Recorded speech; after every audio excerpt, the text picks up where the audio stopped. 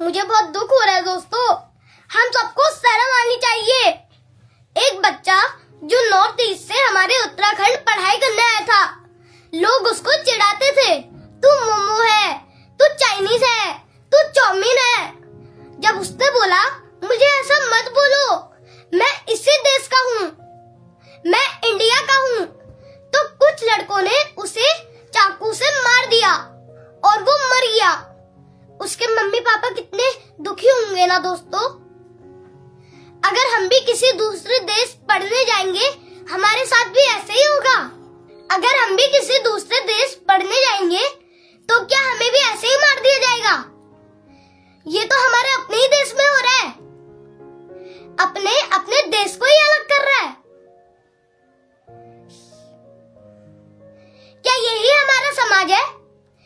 क्या यही हमारा भारत देश है? मैं अपने देश के प्रधानमंत्री जी से रिक्वेस्ट करना चाहता हूँ, जो लोग ऐसे क्राइम कर रहे हैं उनको कड़ी से कड़ी सजा मिलनी चाहिए। उनको गरम तेल में तल दो और उनको फांसी लगा दो।